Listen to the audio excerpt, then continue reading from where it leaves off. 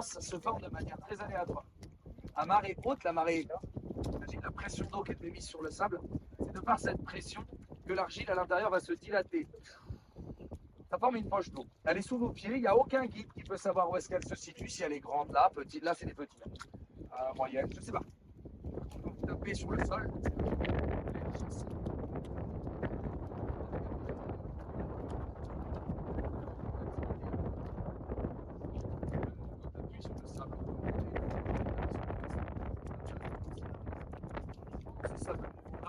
je peux vous dire, ça serait ridicule de vous mettre la pression et de dire parce que là, vous ne descendrez pas au-dessous. Au retour, on verra sur des zones qui sont en train de découvrir si on peut en trouver des plus grands. Vous comprendrez qu'il est anxiogène, mais il n'est pas mortel.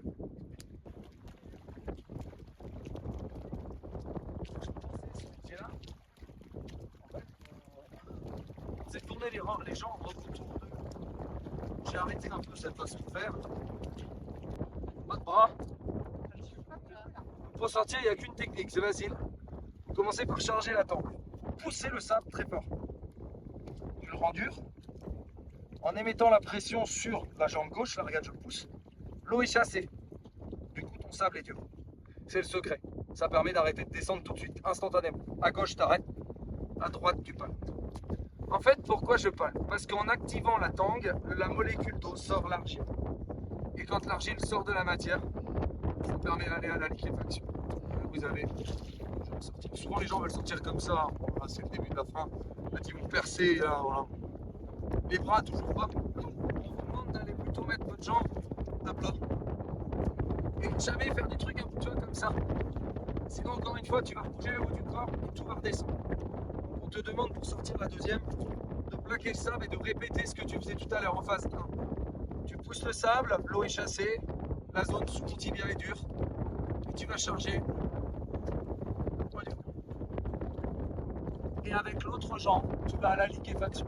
Deux magnifiques formes juste derrière. C'est juste sous le talon. Regarde, t'as tes deux têtes là.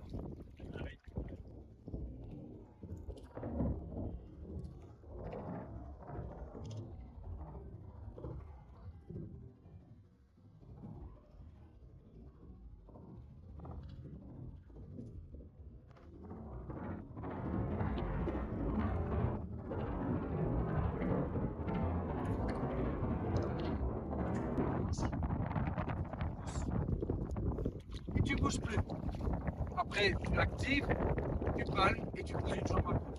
C'est une initiation qu'on fait là. Il y a des sables.